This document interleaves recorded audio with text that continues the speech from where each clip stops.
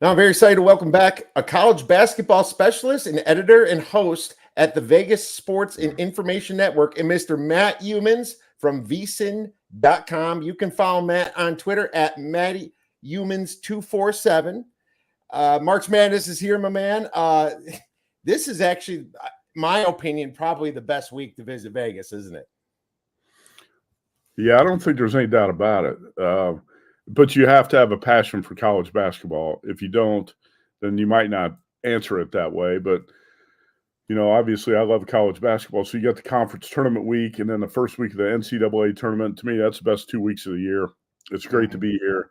I think it's better than Super Bowl, but obviously there's a lot more people who are football fans who are going to say Super Bowl is the best time to be in Vegas. Whatever. Everybody's got their own preference. It's kind of like ranking fast food franchises. Not everybody's going to agree on it. Which we did last July or August when you were on. That was a lot of fun. I had a blast talking about Portillo's and Culver's and stuff. I was going to bring that up, but we just have so much to talk about. So I was going to possibly save that to the end. But here's the thing.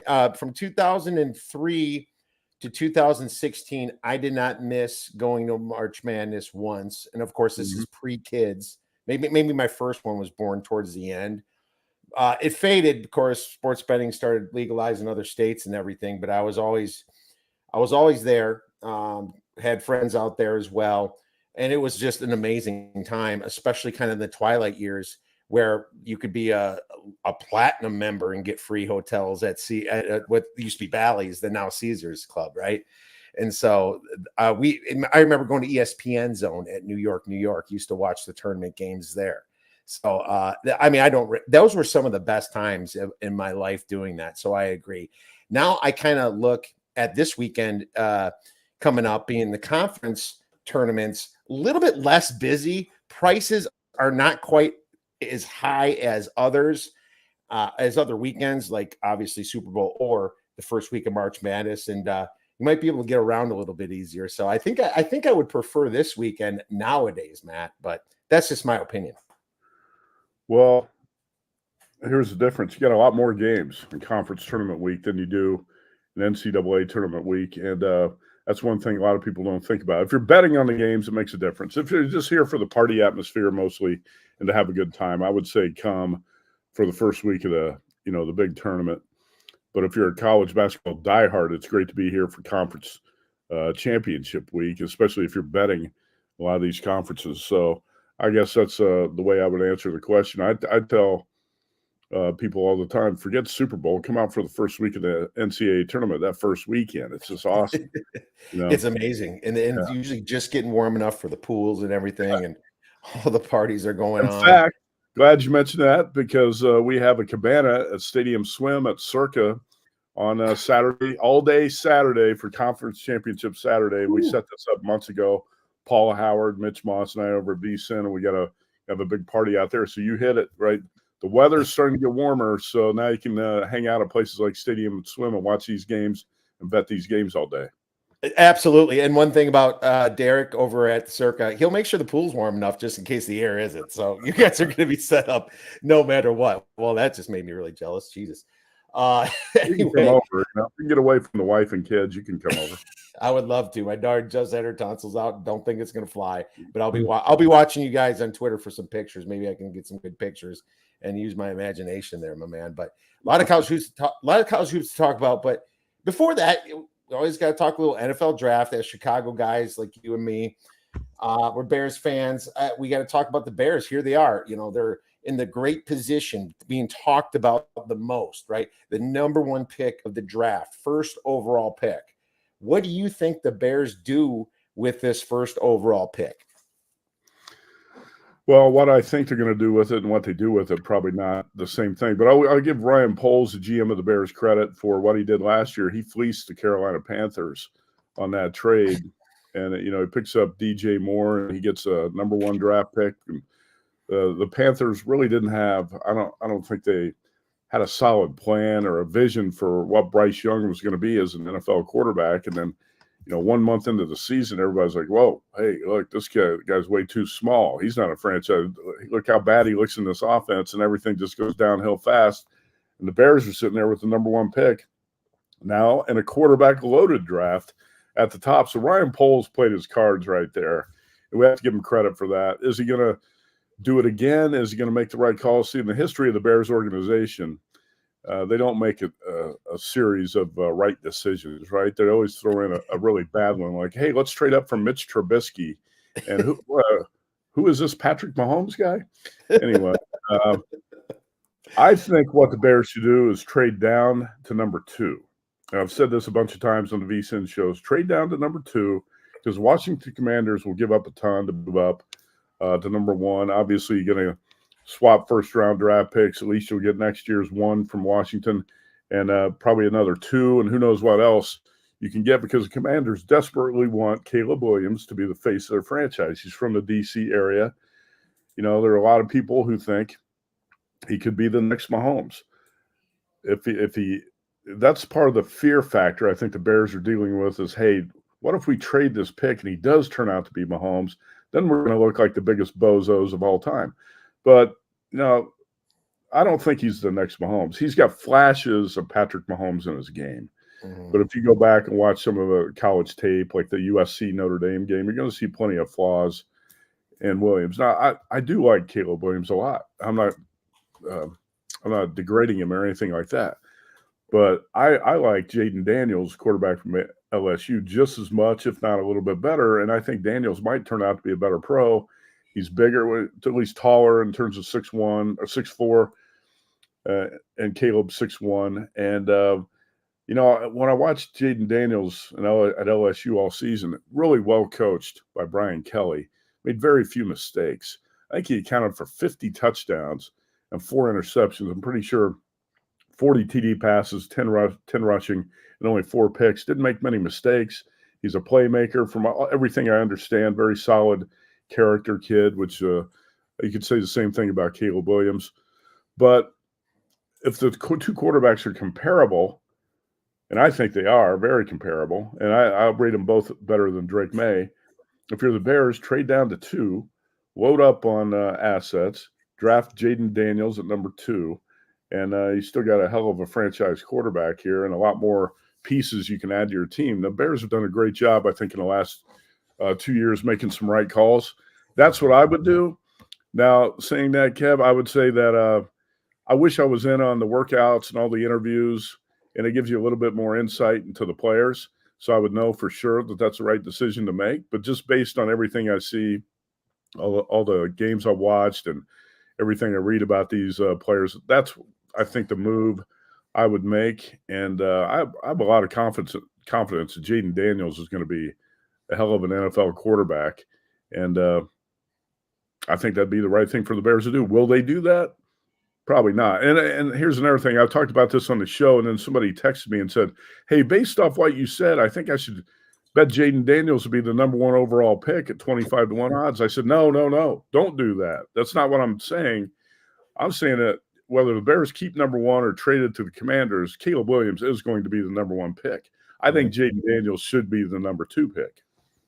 I agree with you 100%. It's funny. When I heard you say this, I just had Will Hill on, and it was a couple weeks ago, and I tuned into the morning show at VSIN, and then I was like, well, geez, I just went over with Will. I said I would prefer if the Bears can get a haul, get a guy like Jaden Daniels, because Daniels, when he got in that LSU system, got away from ASU, man, he looked so good, and last year looked amazing. And I have, just like you, Williams probably a smidge higher than Daniels, but I'd rather they could both bust. We don't know what's going to happen, and Williams isn't perfect. He has his issues. And yeah, I 100% agree. I hope the Bears get a haul and do that. I mean, would I cry if they don't? No, I think I think Williams is going to be possibly a great quarterback, right? It's not going to be it wouldn't be the worst thing to not get a deal done and finally get your franchise quarterback that would have been picked first last year.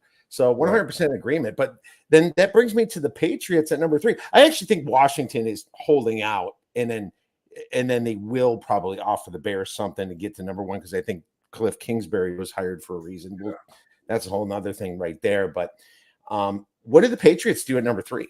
Or what will they do? You can answer either what should they do or what will they do.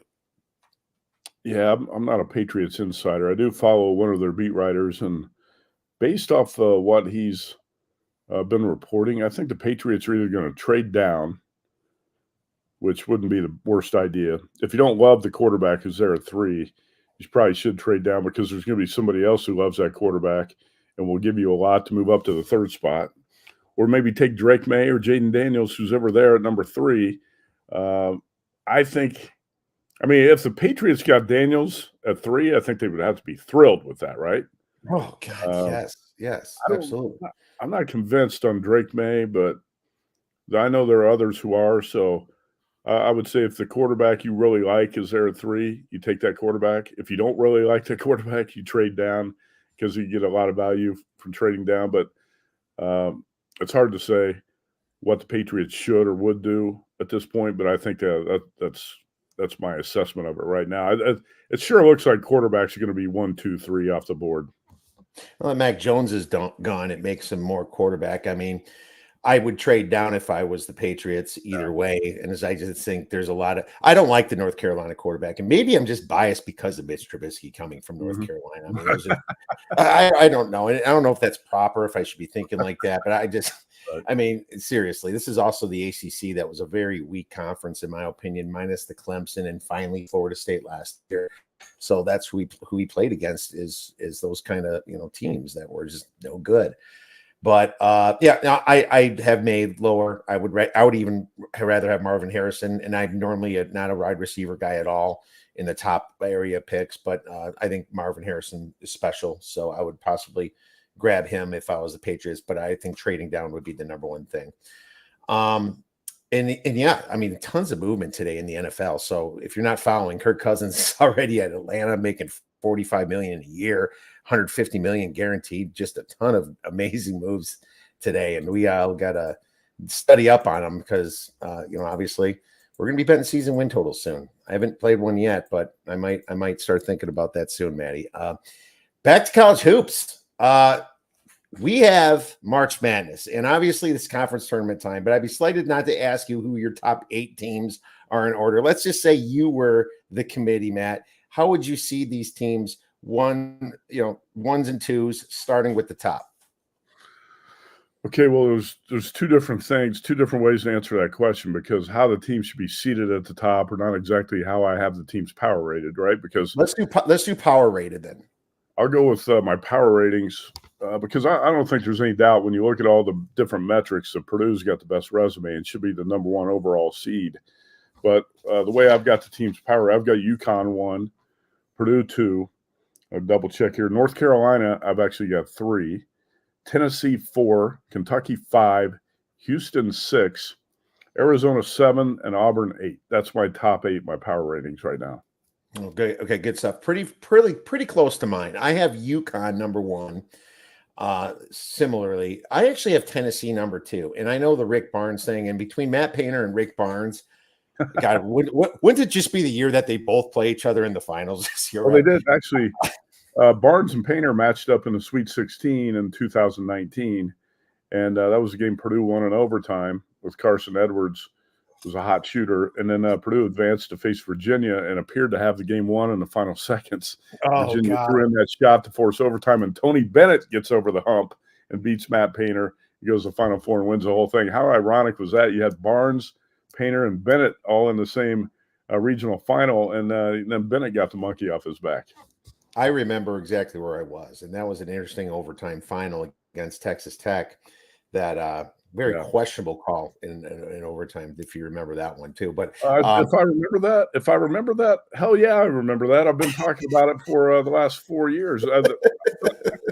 Tech got screwed by the officials on 2 calls in that game. By the way, I had Tech on a huge futures long shot ticket that year, so I was able to hedge, at that point. But still, it was triple-digit odds. I had Texas Tech out that year, and Tech definitely got screwed by 2 calls in that game. It's funny how the only people who ever talk about stuff like that are like the diehard psychotic fans or those of us who are betting on the games, right? You never hear the media or the announcers mention how that call turned the entire game. Tech should have won that game. The officials, it was a screw job there.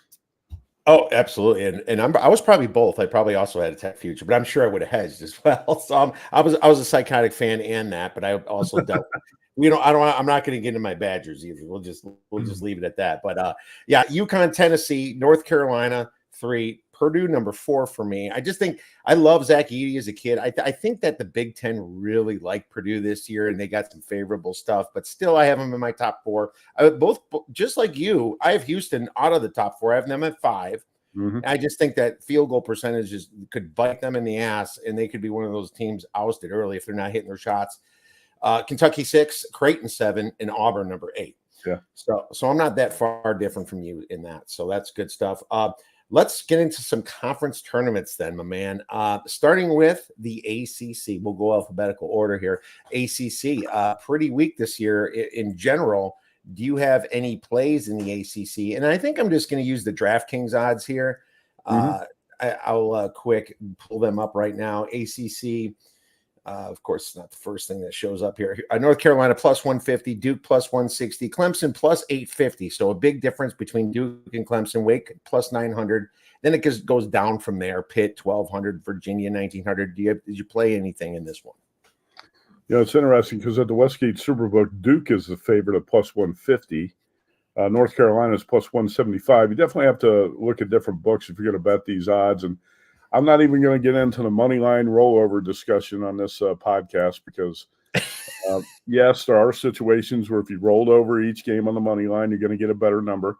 I had a situation last year where I bet the number pre-tournament on the futures, and I got a much better number than I would have if I did the money line rollover because one of the favorites got upset in the bracket. So it's not every case where the money line rollover gives you a better number. Right. But for this discussion, I'll just talk about the futures odds. I actually think Duke should be the favorite because Duke's been beat by Carolina 2 times now. And I think that senior day stuff is a big distraction sometimes. And I did like Duke Saturday against Carolina, but those senior day ceremonies and things like that, Blue Devils got off to a flat start. They were, down 12 points before you even know, and that set the tone for the game. I hate the senior day ceremonies. And I think if these teams play a third time, Duke is probably going to get Carolina the third time, even though I love Carolina's, future potential in the NCAA tournament. This is a team that definitely can win the whole thing. Odds value, I see Clemson at 10-1 at the Westgate.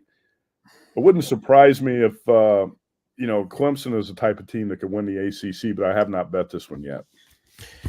I disagree with the number 1. I think UNC should be number 1. I just think that Duke with Filipowski there, you saw he got roughed up against Tennessee. When he plays a really defensive-oriented team, they kind of crawl back into their shell a little bit. Now, you're right about senior day being a distraction, but I just think North Carolina with Davis there, RJ Davis, I think they have a little bit of a higher ceiling but a lower floor than Duke. I think Duke could go farther than them because of that. But I took UNC plus 190, and yes, the money line rollover, we've said it a million times, it would probably be better. But you're also betting that, they're not going to be a minus 800 against a Syracuse or something. Right. Same thing. I took 2 plays on it. I'm taking Clemson at plus 950. I thought Clemson had Duke, and there was a little bit of a questionable call at the end of that game. But I thought. And so I think I'll be golden if UNC is against Clemson, being that they're on opposite sides of the bracket. So that's the way I took it. And obviously chances are that's not going to happen, but I feel pretty good about that. And if Duke beats me, so be it. We'll move on to the next. I'll say one more thing about North Carolina. And this is why, if you want to buy Carolina futures by stock in the Tar Heels, I'm not going to argue with anyone. You look at the Ken Palm numbers, and Duke is 7 and Carolina's 8, but I don't really care about the overall ranking. The thing that jumps out to me is North Carolina is number 5 in defensive efficiency. When's the last time a Carolina team played defense like this, right? And then you have a lead guard in RJ Davis who could just take over games and possibly, he's surrounded by a lot of talent too. And you have a big guy in Baycott who, if you happen to run into a team like Purdue with Zach Edey, then you got somebody who can battle him down the low. I think Carolina can win the whole thing. That doesn't mean, hey, also keep this in mind when we're talking about these conference tournaments. I'm not going to always bet on, what we think is the best team. if you think back last year, all the teams that won the Power 5 conference tournaments got knocked out of the NCAA tournament early. It's not always a good thing to win these conference tournaments. In fact, sometimes it could be a big negative. Think about we don't have time to do it all now, but you think about all the teams that won their Power. Arizona got knocked out, Purdue knocked out, go on down the line. Sometimes winning the conference tournament takes a lot out of a team, and you're actually better off losing and, not playing 3 games in 3 days before the NCAA tournament. Just something to think about. That's a great point. I would rather lose this tournament myself rather than give it my all and just for the big dance so I can make it far, at least to the Final Four.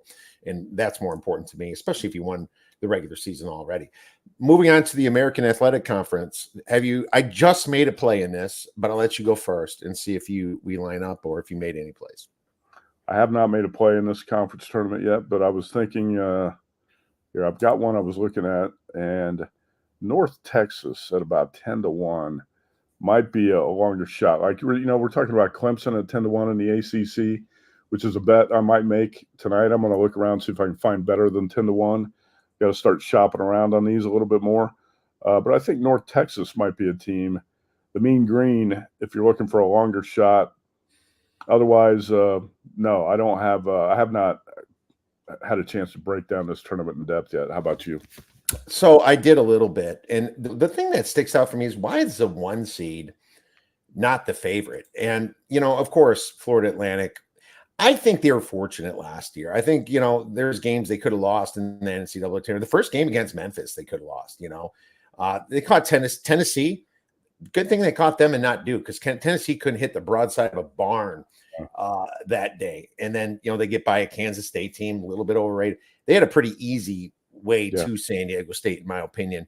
And, this year it's kind of shown a little bit, yet you have South Florida here who, their efficiency numbers isn't great, but they get the job done in most cases. I was on them when they were dogs at home to Florida Atlantic on Sunday, February 18th. And that was a nice win. That was a money line play for me.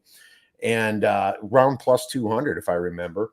And, this coach here, Amir Abdur-Rahim, if it's not Lamont Paris, it's this guy who should be, coach of the year, in my opinion. So he's done great. And they lost against Tulsa. I think that was just a throwaway game here, in my opinion. That very last game, I think this team plays really good defense. They do what you have to do to win. And this is more of a fade against Florida Atlantic, but I'm not high on anybody else. North Texas, I understand, but they did switch their coach off last year. You might be onto something because they can slow teams down. This is like literally the slowest team, average possession length and tempo in all of college basketball, right? And so they could frustrate some people. So I kind of like what you're doing there. I would pick them ahead of Florida Atlantic. So that's my 2 cents on this conference. Let's move on to the Big East. Now, I'm going to say that I looked at the odds here. I think this is UConn's to lose. I'm not going to make a play in it. I was trying to get cute and think about Creighton and think about maybe does Marquette get their guy back. But you know what? I might just leave this one alone. Maybe you have something different. I'm probably going to bet UConn. I'm probably going to lay the price. I keep saying I don't want to bet against UConn. I'm seeing a minus 140 out there. I think that's actually a fair price. Who can beat UConn? There's not many teams in the country that can. And if Tyler Kolek, the point guard for Marquette's not out there healthy, he's got that oblique injury. Marquette's one team that I think can beat UConn within the Big East, but obviously Creighton's another because we've seen it happen. But this is going to be a different story with this tournament at the Garden. I'll make 2 plays on this. I'm going to bet UConn to win it, and I'm going to make a small long shot bet on the man in the white suit, Rick Pitino, and St. John's at about 15-1 to possibly make a run at the Garden. But I'll have a much bigger play here on UConn. I think it's not going to be surprising to me if UConn doesn't lose another game the rest of the way. It's just a complete team. The only problem is there's not a lot of depth on Danny Hurley's bench. But otherwise, you really can't find a weakness there. I mean, if you want to talk about a lack of depth, look at Houston. Houston's the number 1 team in the country right now in the polls, but Kelvin Sampson really doesn't have a bench. He's got 3 injuries he had to deal with recently, and you got no depth in the low post. So if you put Houston and UConn on a neutral floor, what would you make the number? I'll ask you that because I always laugh at the AP poll a lot of times. Houston's number 1. There's no freaking way. Anybody who handicaps this stuff would have Houston favored or would have UConn favored against Houston on a neutral, right? Without a doubt. UConn's favored against Houston by 2 points, in my opinion. I would be shocked. And so sometimes efficiency sites are a little wrong too, just because teams like to blow out teams more often. And if your schedule wasn't that great in the non-conference like Houston's and a few others, then that's what it is. And the truth is that Houston took care of business, but they showed their flaws. They showed some flaws this year. And I think UConn, coming off in a letdown year, did a lot better than I expected anyway. With Klingon and a couple of the guys that they picked up from last year, I really like that Cam Spencer. He's just having a wonderful year there. They're not super deep either, but the UConn would for sure be a 2-point favorite in my opinion. So 100% agreement with you on that one. If not, I'm betting them. So we'll just say that. How about the Big Ten?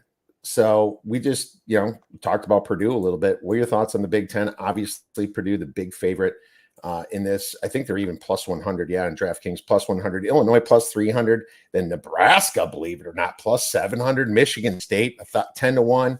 And it all goes down from there. Well, like I said, I don't think it would be the worst thing for Purdue to actually lose in this tournament. And, there's the sense of urgency for the Boilermakers should not be great because they won the tournament last year.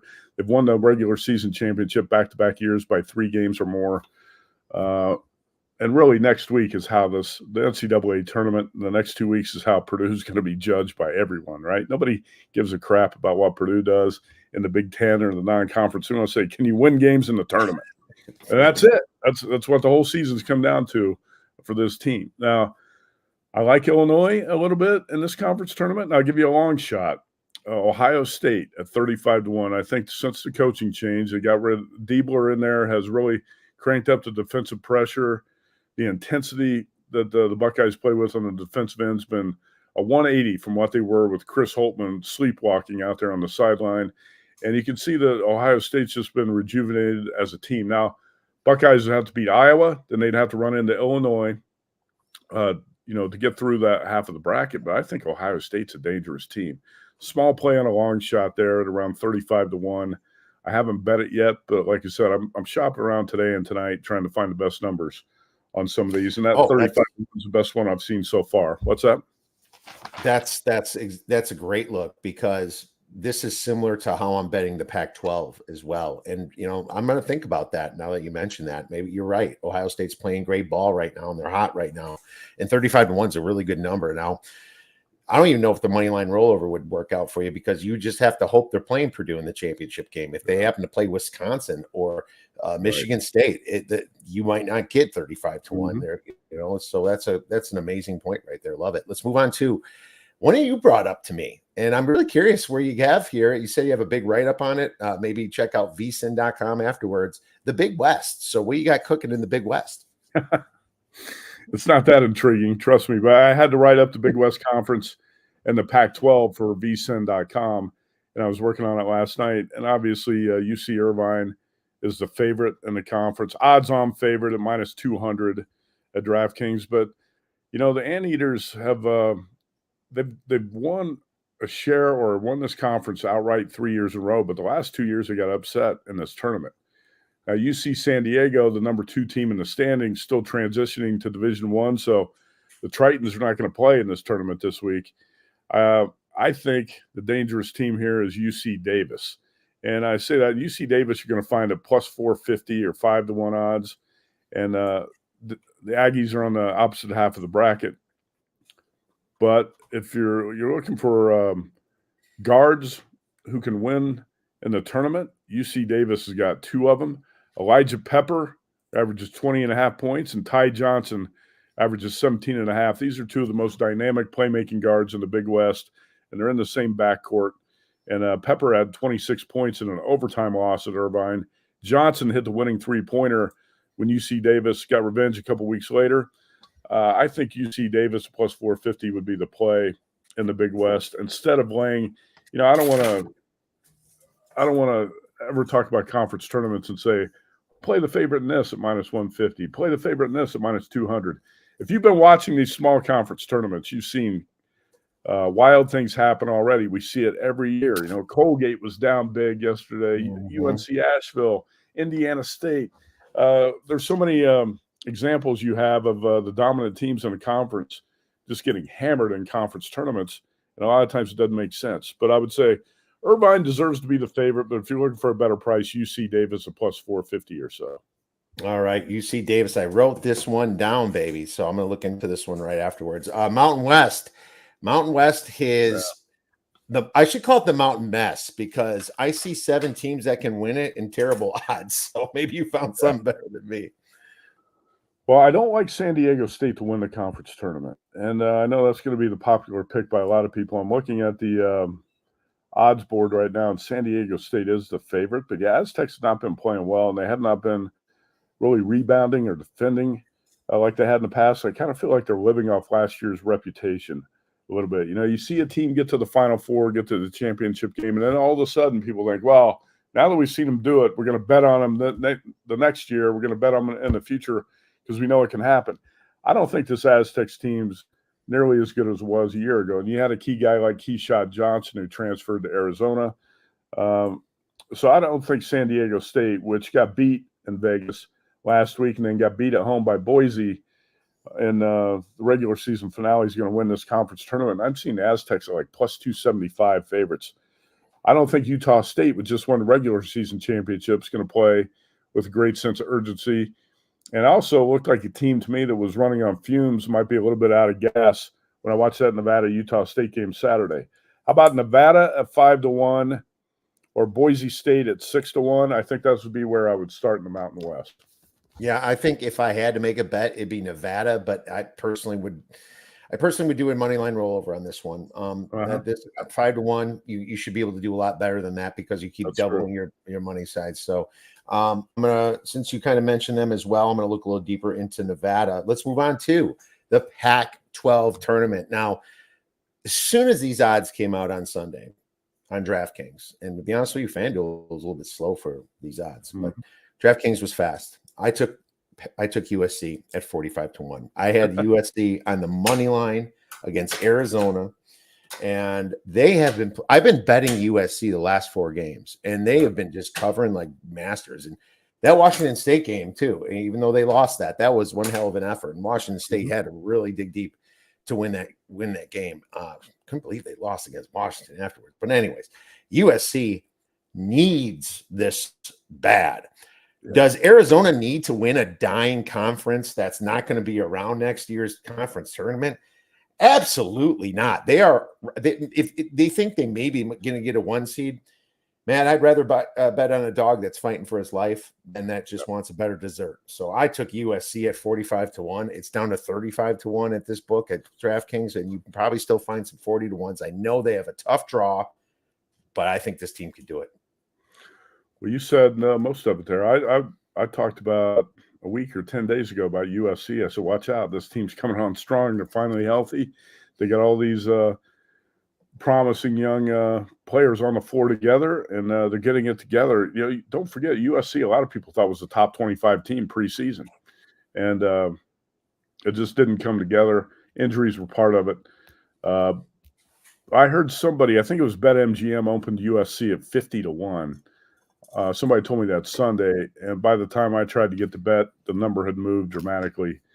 So I think 35-1 might be the best you can find. So I will have a small play on USC. The one thing that kind of bums me out is the draw really stinks because, USC is going to have to get by Washington, which shouldn't be a problem, shouldn't be a big problem. And then you got to play Arizona in the next game. Are you going to beat Arizona twice in a week? After the Cats just had their butts kicked and Caleb Love played terribly in that game Saturday night. I don't love that situation, man. I really wish USC was on a different half of the bracket than Arizona and didn't have to play the Cats in the second game of the Pac-12 tournament. But with Boogie Ellis, Isaiah Collier, and all the pieces surrounding those two guards, I think USC can make a run and win this conference tournament. And like you said, I almost feel you watch Arizona lose to Princeton in the first round last year. You watch Purdue lose in the first round. Those two teams won their conference tournaments. I almost feel like Arizona would be better off just losing this one. They shouldn't be playing with a great sense of urgency. They are by far the best team in the Pac-12. But again, that doesn't matter a lot of times when you're talking about conference tournaments and results. Colorado could be a dangerous team here. But yeah, give me a small play on USC and let's see how that plays out, because I think it's a dangerous team, just like you said. Absolutely. And I think it's similar to the Ohio State situation, another dog fighting for their lives to make the NCAA tournament. SEC, last one we have to talk about here. Obviously, this is one of the most exciting conferences this year. Lots of drama. Home court was massive, just like in the Big Ten in the SEC. What are your thoughts on this one? So you remember Alabama won this conference tournament last year, and then what happened to the Tide in the tournament? They shot 3 for 27 from 3 and got knocked out by San Diego State, right? Yep. Sometimes it's better off not winning these Power 5 conference tournaments, but I don't know how you handicap this one. You got so many elite teams. I love the SEC this season. I would say, how about this? Before I started talking with you about these futures, I was looking at the SEC and saying, okay, is there a long shot here that you could play in this conference? Because you don't really want to take 4-1 or 5-1 on some of the elite teams. Like you said, you could do the money line rollover in that case if you felt like it. I love Kentucky, but I'm not taking Kentucky at plus 450 to win this tournament. No way. How about a long shot? If you're going to look at South Carolina at 60-1 or maybe Florida at 20-1, something like that is maybe what I'll consider.